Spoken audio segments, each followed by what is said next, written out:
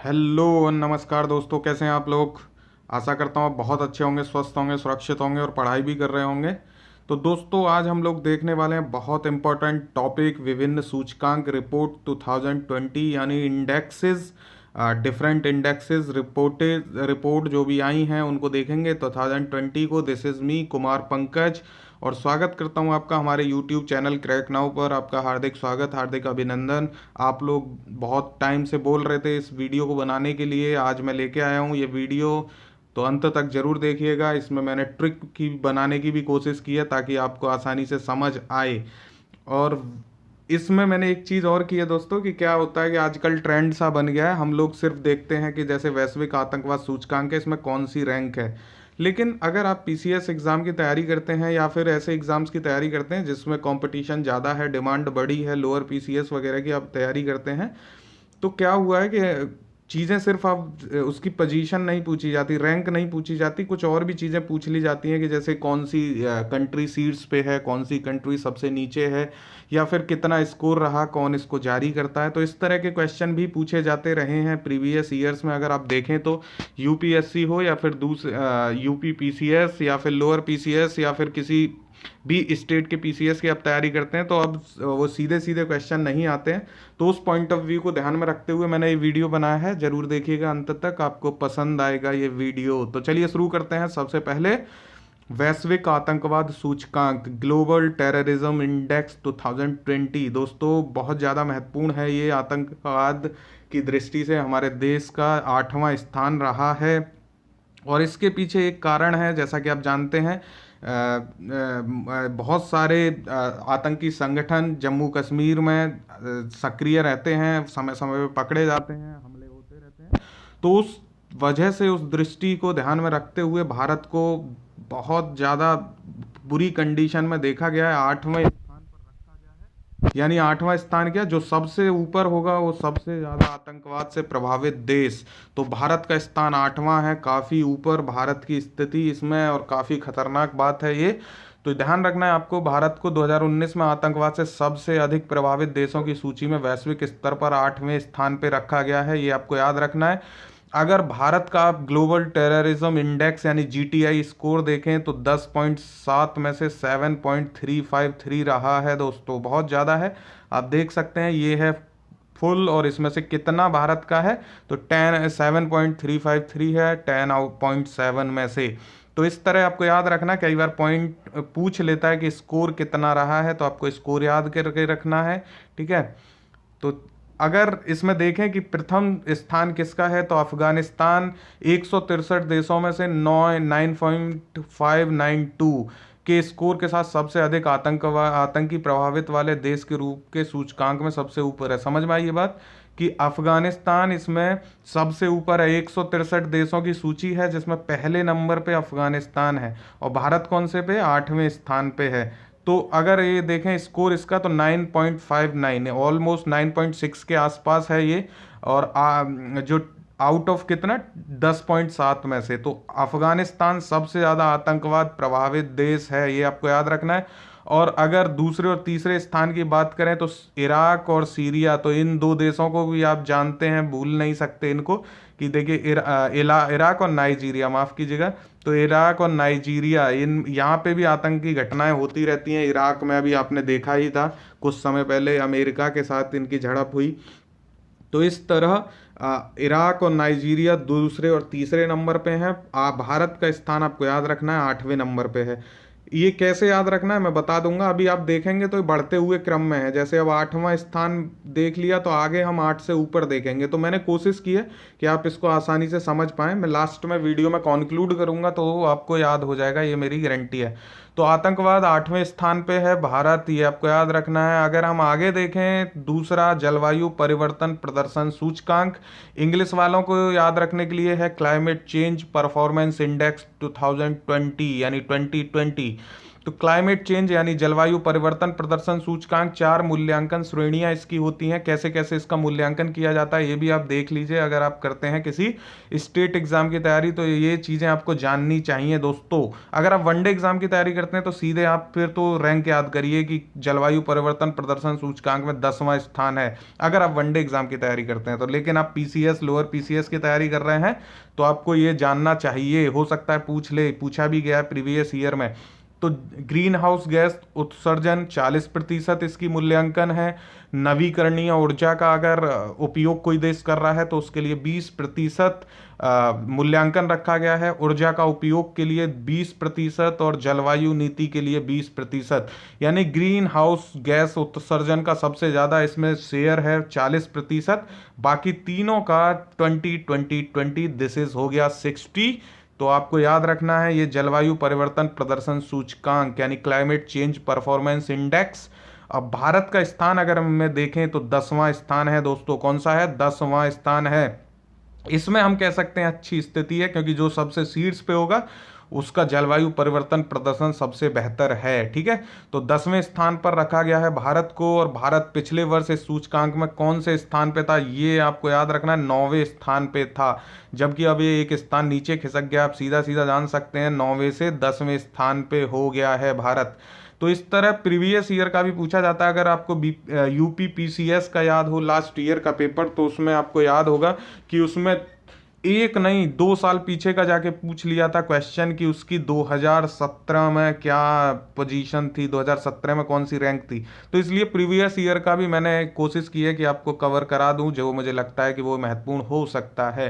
तो भारत को 10वां स्थान दिया गया है जलवायु परिवर्तन प्रदर्शन सूचकांक में, यानी क्लाइमेट चेंज परफॉर्मेंस इंडेक्स में। ये आपको याद रखना है।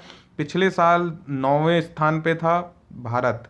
ठीक है, अब इसमें एक और महत्वपूर्ण बात है कि केवल 2 G20 देश, G20 आप जानते हैं G20 कंट्रीज कौन कौन सी हैं, अगर आपको पता है तो कमेंट करके बताइए।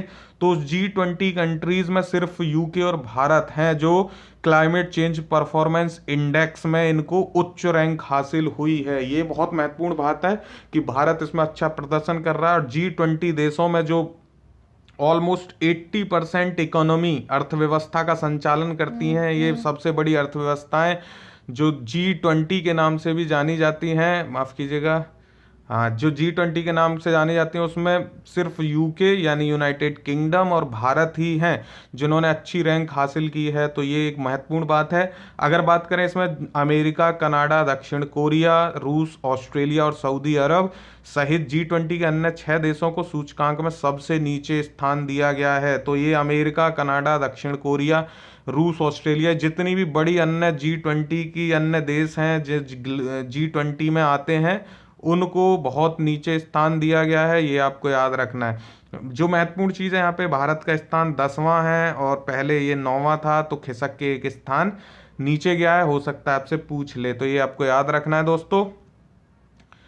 अब आता है वैश्विक लोकतंत्र सूचकांक यानी ग्लोबल डेमोक्रेसी इंडेक्स या वर्ल्ड डेमोक्रेसी इंडेक्स आप इसको बोल सकते हैं। तो वैश्विक लोकतंत्र सूचकांक, इसमें आपको ये बड़ा आसानी से याद हो जाएगा। देखिए 5 साल के लिए हमारे यहाँ 1 वर्ष के लिए सरकार रहती है, तो आप इसको ऐसे याद कर सकते हैं, एक बार में कितने वर्ष? 5 वर्ष। तो 5 + 1 ऐसे करके आप इसको 51 के लिए याद कर सकते हैं। इसको धन मत कर दीजिएगा, 6 मत कर दीजिएगा, इसको आप कुछ ऐसे करके समझ लीजिए कि 5 1 तो 51। ठीक है, ये 51 एक कौन जारी करता है, ये बहुत इंपॉर्टेंट है, इकोनॉमिक इंटेलिजेंस यूनिट। ये मैंने यहाँ पे इसलिए रखा है क्योंकि पहले पूछा जा चुका है ये क्वेश्चन कि वैश्विक लोकतंत्र सूचकांक कौन जारी करता है। तो इकोनॉमिस्ट इंटेलिजेंस यूनिट यानी EIU जारी करता है इसको, डेमोक्रेसी इंडेक्स को। और 2019 की सूची में भारत 2019 की वैश्विक रैंकिंग में 10 पायदान फिसलकर 51वें स्थान पे पहुंच गया है। ये जनवरी में आया था, जनवरी 2020 में ये आया था। अभी इस साल के डेटा आए नहीं है, तो हम इसको 2020 का ही मान के चल रहे हैं। लेकिन क्या होता है कि पिछले साल का अगले साल बताया जाता है। तो 2019 का हमको 2020 में पता चला, 2020 का 2021 में पता चलेगा। तो जब तक नया डेटा नहीं आता आपको यही डेटा याद रखना है। तो अभी 51वां है इकोनॉमिस्ट इंटेलिजेंस यूनिट में, और इसमें भारत 10 पायदान फिसल गया था नीचे। और इसकी वजह क्या है? 370 का हटाया जाना, और भी ऐसी कई वजह हैं जिससे हमारा लोकतंत्र में पायदान 10 पायदान हम नीचे गिरे हैं। तो 51वें स्थान पे पहुंच गए हैं। विश्व की सबसे बड़ी लोकतंत्र का इस तरह नीचे जाना एक अपने आप में बड़ा अचरज का विषय है। लेकिन आपको याद रखना है 51वें स्थान पे है भारत। और कैसे याद रखना है ये मैंने आपको बता दिया है, लेकिन आगे भी एक तरीका है जो मैंने बनाया है, वो आपको पसंद आएगा।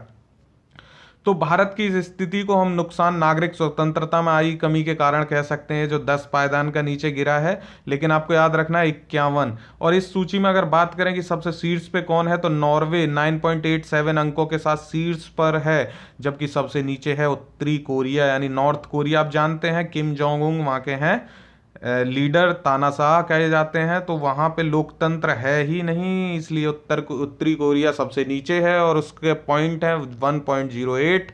और वो सूची में 167वें स्थान पे है, यानी 167 देशों में से उसका सबसे निचला स्थान है 167 उत्तर कोरिया। और वहाँ पे आप जानते हैं तानाशाही शासन चलता है, तो वहाँ पे लोकतंत्र की स्थिति तो है ही नहीं, तो इसलिए उसको सबसे नीचे रखा गया है। और भारत का आपको याद रखना 51वां स्थान पे है, ये 10 पायदान नीचे गिरा है। तो पहले ये कितने पे था? 41 पे था। ये आपको याद रखना है भारत की स्थिति।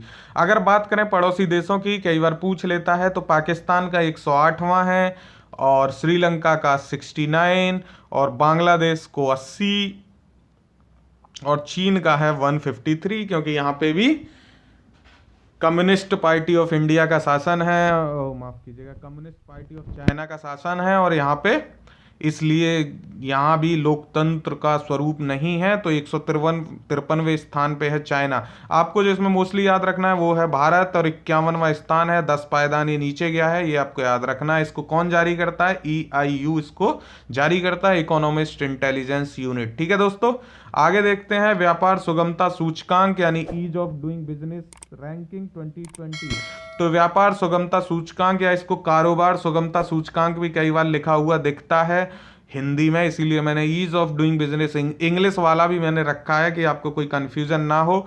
तो विश्व बैंक की कारोबार सुगमता सूचकांक इसको कौन जारी करता है? ये आपको ध्यान रखना है, विश्व बैंक इसको जारी करता है ease of doing business ranking को।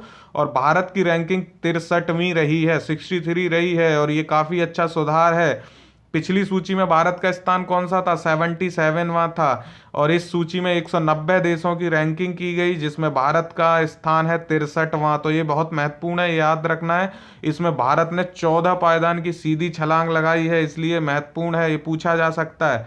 और इन सूची के 10 मानकों में से भारत ने 7 पे बहुत बेहतर प्रदर्शन किया है। व्यापार सुगमता सूचकांक यानी ease of doing business ranking में भारत की रैंकिंग कौन सी है दोस्तों? 63वीं है। और ये काफ़ी, जब से 2014 से मोदी सरकार आई है, मोदी शासन आया है, तब से लगातार व्यापार सुगमता सूचकांक में हम अच्छा प्रदर्शन करते जा रहे हैं, और ये बहुत अच्छी बात है हमारे देश के लिए।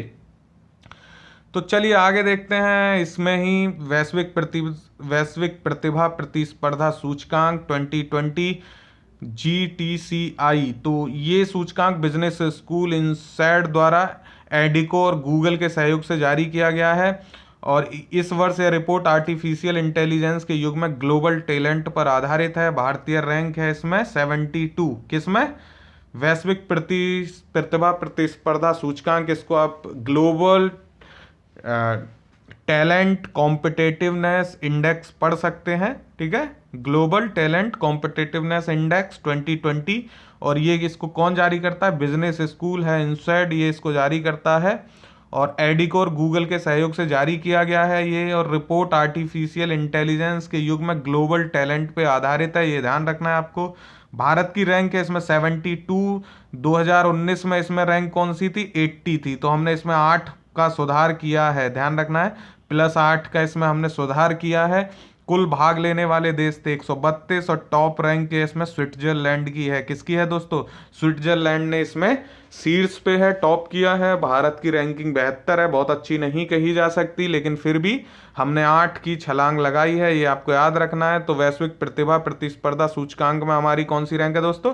72 है, याद रखना है। चिंता मत करिए, आगे सब याद हो जाएगा अगर आपको अभी कोई दिक्कत हो रही समझने में तो।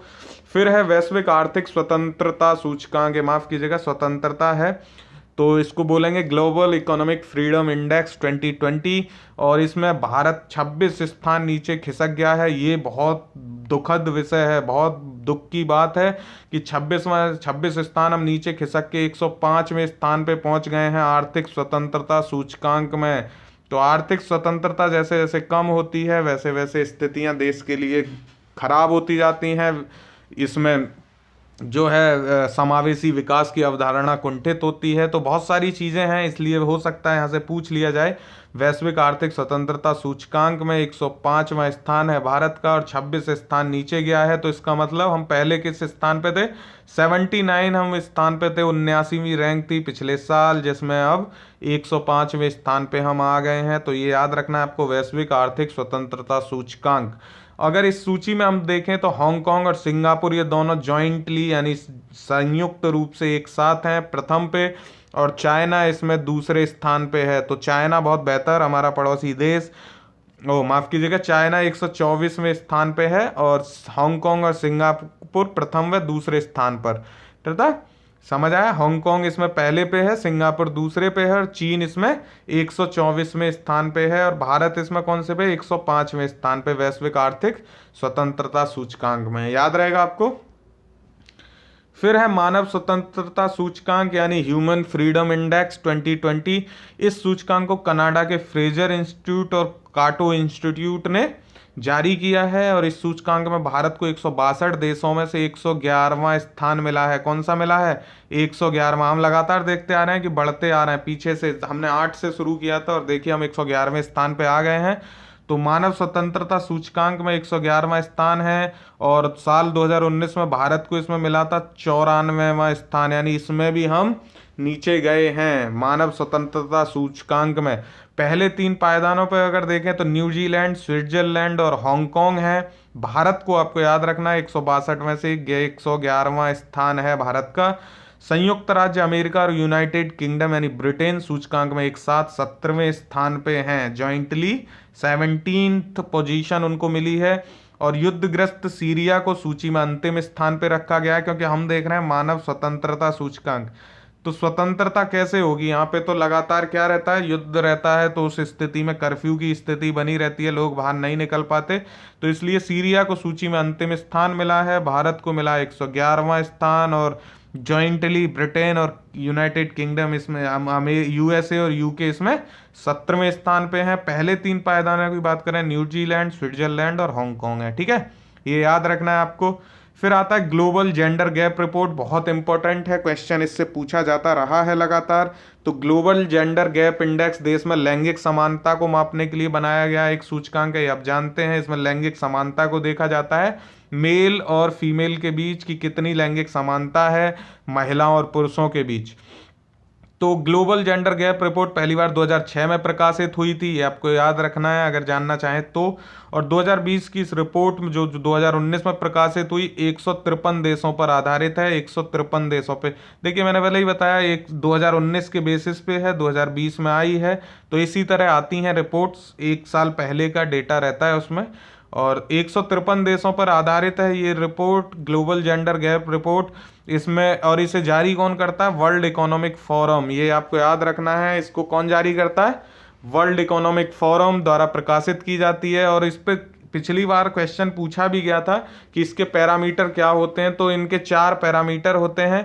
राजनीतिक सशक्तिकरण, महिलाओं का कैसा है, आर्थिक भागीदारी और अवसर उनको कितने दिए जाते हैं, शिक्षा प्राप्ति की उनकी स्थिति कैसी है, स्वास्थ्य और उत्तरजीविता कैसी है।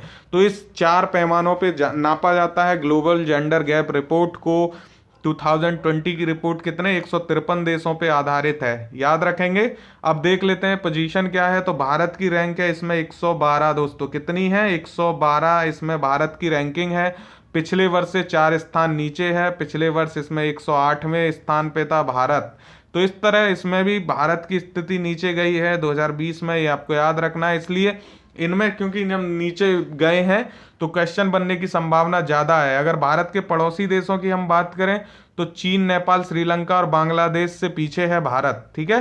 ये आपको याद रखना है, भारत चीन, नेपाल जैसे छोटे से देश, श्रीलंका और बांग्लादेश से भी पीछे है ग्लोबल जेंडर गैप रिपोर्ट में। इसलिए ये हो सकता है पूछ लिया जाए आपसे। तो भारतीय रैंक कितनी है?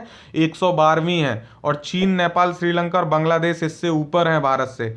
आइसलैंड इसमें पहली रैंक है, सबसे अधिक लिंग तटस्थ देश है, यानी कि वहाँ पे भेदभाव नहीं है, वहाँ पे बराबर का अधिकार मिलता है, हम समान अवसर मिलते हैं महिला और पुरुष दोनों को। इसलिए आइसलैंड पहली रैंक के साथ सबसे अधिक लिंग तटस्थ देश है, ये आपको याद रखना है। और सबसे नीचे का बात करें तो सबसे कम है यमन, ठीक है। यमन सबसे कम है, इसका मतलब है कि यमन में सबसे अधिक लैंगिक असमानता है और महिलाओं के साथ बहुत ज़्यादा भेदभाव होता है यमन में, ठीक है। और सबसे कम कहाँ होता है? आइसलैंड में, जो है पहली रैंक पे। भारत की स्थिति है 112, जिसमें ये चीन, नेपाल, श्रीलंका और बांग्लादेश जो इसके पड़ोसी देश हैं, सिर्फ पाकिस्तान को छोड़ के और भूटान को छोड़ के बाकी सब इससे आगे हैं, ये आपको याद रखना है। फिर है मानव विकास सूचकांक यानी ह्यूमन डेवलपमेंट इंडेक्स 2020। भारत को 189 देशों में इसमें 131वां स्थान प्राप्त हुआ है। कौन सा स्थान हुआ है? 131वां स्थान प्राप्त हुआ है। इसमें पिछले साल भारत का 129वें पायदान पे था, तो यहाँ भी भारत 2 स्थान नीचे गया है। और बात करें 2018 की तो 130वें पे था, यानी 130 से 129वें पे आया और फिर 131वें पे भारत चला गया। तो ये वहीं घूम रहा है और नीचे और चला गया पिछले 2 सालों से। तो 131वें स्थान पे भारत गया है मानव विकास सूचकांक यानी ह्यूमन डेवलपमेंट इंडेक्स में। 131वां स्थान है, ये आपको याद रखना है। पिछली बार 129वां था और उससे पहले 130वां था। पूछ लेता है, इसलिए मैंने पिछली ईयर के ज़्यादातर जिनमें पूछे गए हैं, जिनमें पूछे जाने की संभावना है, उनको मैंने डिस्कस किया है। अब मानव विकास सूचकांक किसी राष्ट्र में स्वास्थ्य, शिक्षा और जीवन स्तर का मापन है। ये क्वेश्चन आ चुका है बीपीएससी में, आपको याद रखना है कि मानव विकास सूचकांक के क्या पैरामीटर हैं। तो स्वास्थ्य, शिक्षा और जीवन स्तर का मापन किया जाता है इसमें। मानव विकास सूचकांक में भूटान 129, बांग्लादेश 133, नेपाल 142, म्यांमार 147, पाकिस्तान 154, अफगानिस्तान 169। तो ये मध्यम मानव विकास श्रेणी वाले देशों में शामिल है, भारत भी इन्हीं में है। और भूटान तो देखिए भारत से ऊपर है, 129 पे है। बांग्लादेश भी लगभग बराबर में ही है, तो ज़्यादा डिफरेंस नहीं है। जबकि भारत को आगे बढ़ना चाहिए, तो देखिए क्या होता है। फिलहाल आपको याद रखना है 131वां स्थान है भारत का इसमें, ठीक है। फिर देखते हैं वैश्विक शांति सूचकांक। तो 163 स्वतंत्र देश या क्षेत्रों को उनकी शांति के स्तर पे इसमें रैंकिंग प्रदान की जाती है शांति सूचकांक में। भारत को 163 देशों की सूची में 139वां स्थान प्राप्त हुआ है दोस्तों। कौन सा स्थान प्राप्त हुआ है? 139वां स्थान प्राप्त हुआ शांति सूचकांक में। और अगर स्कोर की बात करें तो बहुत निम्न स्कोर है, 2.628। जो 2019 में भारत की पोजीशन थी इसमें 141वीं। तो इसमें 2 स्थानों का छलांग लगाई है, या कहें 2 स्थान खिसका है या सरका है, जो भी आप कहना चाहें। तो 2019 में भारत इसमें 141वें स्थान पे था और अब 139वें स्थान पे, ये आपको याद रखना है शांति सूचकांक। ग्लोबल पीस इंडेक्स 2020 की अगर बात करें तो आइसलैंड विश्व का सर्वाधिक शांतिपूर्ण देश है। तो आइसलैंड देख रहे हैं 2 बार ऊपर आया है। ये ग्लोबल जेंडर गैप इंडेक्स में भी वो शीर्ष पे है और शांति में भी शीर्ष पे है। तो जहाँ महिलाओं को समान अधिकार मिलेगा वहाँ शांति तो हो ही जाएगी, ठीक है। तो वो बराबर का हकदार होंगी, पीस होगा। तो ये आपको याद रखना है, आइसलैंड विश्व का सर्वाधिक शांतिपूर्ण देश है। और ग्लोबल पीस इंडेक्स 2020 के अनुसार विगत वर्ष की भांति इस वर्ष भी अफगानिस्तान विश्व का सबसे अशांत देश है, क्योंकि वहाँ पे लगातार हमले और ये सब चलते रहते हैं। तो least peaceful country in the world is Afghanistan, you should remember buddy. तो ये आपको याद रखना है। वैश्विक शांति सूचकांक में सबसे नीचे है अफगानिस्तान, सबसे ऊपर है आइसलैंड और भारत का स्थान है 139वां स्थान, ठीक है, याद रहेगा आपको। चलिए आगे देखते हैं विश्व प्रेस स्वतंत्रता सूचकांक यानी वर्ल्ड प्रेस फ्रीडम इंडेक्स 2020। ये स्वतंत्रता सूचकांक 2002 के बाद से रिपोर्टर्स विदाउट बॉर्डर्स, ये आपको याद रखना है, रिपोर्टर्स विदाउट बॉर्डर्स ये इसको जारी करता है। और ये पूछा गया है क्वेश्चन पहले यूपी पीसीएस में कि विश्व प्रेस स्वतंत्रता सूचकांक कौन जारी करता है, तो रिपोर्टर्स विदाउट बॉर्डर्स इसको जारी करता है। आरडब्ल्यूए की एक ये जो आरडब्ल्यूबी है, रिपोर्टर्स विदाउट बॉर्डर्स, ये एक पेरिस की स्थित स्वतंत्र एनजीओ है। क्या है ये? स्वतंत्र एनजीओ है, यूएन के द्वारा मान्यता प्राप्त है हालांकि, लेकिन ये स्वतंत्र एनजीओ है जो जारी करता है इस रिपोर्ट को, रिपोर्टर्स विदाउट बॉर्डर्स। तो इसको प्रेस विश्व प्रेस स्वतंत्रता सूचकांक, नाम से ही पता चल रहा है कि रिपोर्टर हैं जिन पे कोई बॉर्डर नहीं, जिनके लिए कोई सीमाएं नहीं। तो इस तरह आप इसको आसानी से याद रख सकते हैं। और इसमें भारत को 180 देशों में से 142वां स्थान प्राप्त हुआ है। कौन सा? 142वां स्थान प्राप्त हुआ है, जबकि नॉर्वे पहली रैंक पर है। और उत्तरी कोरिया आप जानते हैं वहां तो बिल्कुल भी स्वतंत्रता नहीं है प्रेस को, तो वो सबसे नीचे है, 180वां स्थान उसको मिला है। भारत को आपको याद रखना 142वां स्थान दोस्तों। कौन जारी करता है? रिपोर्टर्स विदाउट बॉर्डर्स इसको जारी करता है। नॉर्वे इसमें शीर्ष पे है, उत्तर कोरिया सबसे नीचे, और भारत 142वें स्थान पे, ये आपको याद रखना है। फिर वह है आपका विश्व प्रसन्नता रिपोर्ट। तो वर्ल्ड हैप्पीनेस रिपोर्ट 2020, संयुक्त राष्ट्र निर्वहनीय विकास समाधान नेटवर्क, ये आपको याद रखने की जरूरत नहीं है, यूएनएसडीएसएन इसको जारी करता है। 7th ये रिपोर्ट है, world happiness report 2020, 7th report है। कौन सी है? 7th है। और विश्व प्रसन्नता रिपोर्ट 2020 की सूची में 153 देश सदस्य देश थे, इनको शामिल किया गया था।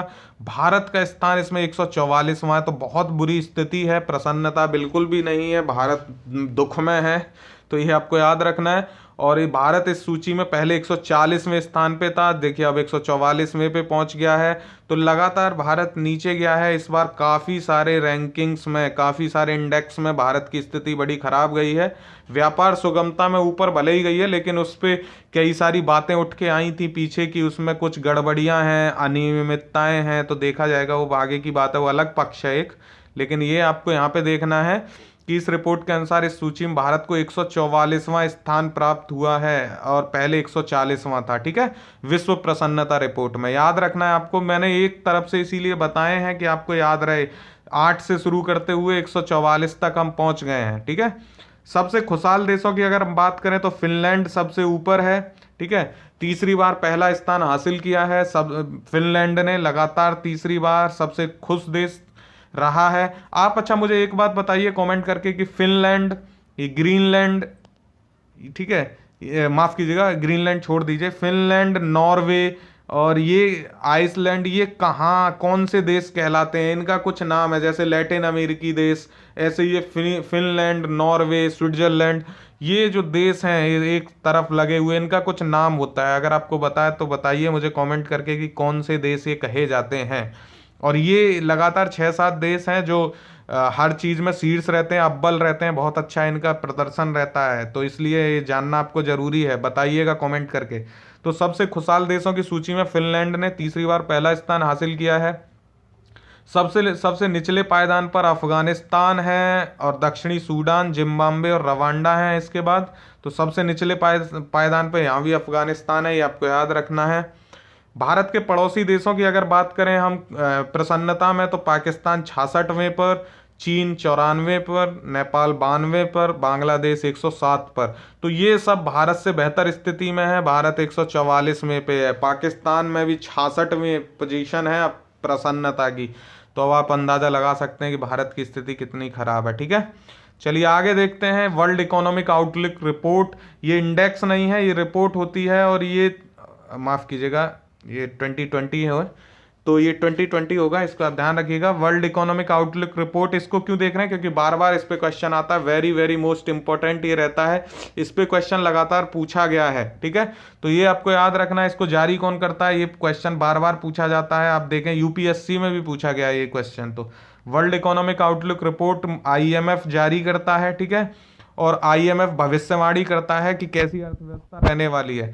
तो वैश्विक अर्थव्यवस्था के प्रदर्शन के बारे में ये IMF की भविष्यवाणी होती है। वर्ल्ड इकोनॉमिक आउटलुक रिपोर्ट, ये आपको अब याद रहेगा, IMF इसको जारी करता है। ठीक है दोस्तों, ये आपको याद रखना है। अप्रैल 2020 की विश्व आर्थिक आउटलुक रिपोर्ट कहती है कि वर्ष 2020 में वैश्विक अर्थव्यवस्था के 3% सिकुड़ने का अनुमान है। तो ये आपको याद रखना है कि इसने वैश्विक अर्थव्यवस्था के कितने सिकुड़ने का अनुमान बताया कि 3% तक सिकुड़ जाएगी। ये पूछ लिया जाता है, सीधे सीधे याद रखना है आपको कि वर्ल्ड इकोनॉमिक आउटलुक रिपोर्ट के अनुसार वैश्विक अर्थव्यवस्था के कितने रहने का अनुमान है, तो 3% याद रखना है आपको। और आप पूछ लेगा कि आईएमएफ ने अनुमान भारत की अर्थव्यवस्था के लिए कितना अनुमान लगाया है, तो 2020 में 1.9% लगाया है और 2021 के लिए लगाया है 7.4%। ठीक है, ये आपको याद रखना है। और एक चीज यहाँ पे जो महत्वपूर्ण याद रखनी है, गीता गोपीनाथ, ये नाम आपको याद रखना है। ये है आईएमएफ की वर्तमान अर्थशास्त्री और इनको बहुत बड़ा आलोचक माना जाता है। भारतीय जो भी पॉलिसी बनाई गई है अर्थव्यवस्था के बारे में, उसका ये बहुत बड़ी आलोचक मानी जाती हैं। भारतीय मूल की हैं ये गीता गोपीनाथ, और आईएमएफ में इस समय क्या है, चीफ इकोनॉमिस्ट हैं, अर्थशास्त्री हैं। इनको आलोचक माना जाता है, आलोचनाएं बहुत ज़्यादा करती हैं भारतीय पॉलिसियों की, जो भी कदम उठाए जाते हैं अर्थव्यवस्था क्षेत्र में उनका। तो पूछ सकता है आपसे कि कौन है चीफ इकोनॉमिस्ट आईएमएफ में, तो गीता गोपीनाथ, और ये भारतीय मूल की हैं, ये भी आपको याद रखना है। तो 2021 के लिए 7.4% और 2020 के लिए 1.9%, ये आपको याद रखना है। ये अनुमान लगाया गया आईएमएफ द्वारा। वैश्विक 3% तक सिकुड़ने का अनुमान है, ये भी आपको याद रखना है। अब हम देख लेते हैं दोस्तों कि कैसे आप याद रखेंगे इनको। तो जितनी भी रिपोर्ट है मैंने सबको इस स्लाइड में ले लिया है। आतंकवाद 8, जलवायु 10, लोकतंत्र 51, व्यापार सुगमता 63, वैश्विक प्रतिभा 72, आर्थिक स्वतंत्रता 105, जेंडर गैप 112, मानव विकास 131, शांति 139, प्रेस 142 और प्रसन्नता 144। ठीक है, अब आपको ये याद कैसे रखना है, ये देखिए जलवायु आतंकवाद और जलवायु को आप अलग करके याद रखिए। आतंकवाद कितना है, 8 है, और जलवायु कितना है, 10 है। ठीक है, इनको आप अलग याद रखेंगे। लोकतंत्र, व्यापार सुगमता और वैश्विक प्रतिभा, इनको 51, 63 और 72 आप अलग याद रखेंगे। फिर है आपका आर्थिक स्वतंत्रता और जेंडर गैप 105 और 112, इनको आप अलग याद रखेंगे। फिर आप आएंगे मानव विकास। देखिए मानव विकास होगा तो शांति आएगी देश में, किसी भी देश में अगर मानव विकास होगा तो शांति आएगी, शांति होगी तो प्रेस की स्वतंत्रता बढ़ेगी, और जब सब कुछ होगा तो प्रसन्नता बढ़ेगी। इस तरह आप इसको याद रखिए। समझे मैं क्या कह रहा हूँ कि देखिए किसी भी देश में जब मानव विकास होगा तो वहाँ पे शांति होगी, क्योंकि सबका विकास होगा तो सब खुश होंगे, शांति होगी। जब सब शांति होगी तो फिर प्रेस की भी शांति होगी, प्रेस भी आराम से काम कर पाएगी अपना, क्योंकि जब कहीं दिक्कत होती है, ज़्यादा परेशानियाँ होती हैं, तो सरकार भी नहीं चाहती कि प्रेस सब कुछ लिखे। लेकिन जब शांति होगी तो फिर प्रेस अपना काम करेगी, और जब सब कुछ सही होगा तो फिर प्रसन्नता, खुशहाली की स्थिति आएगी।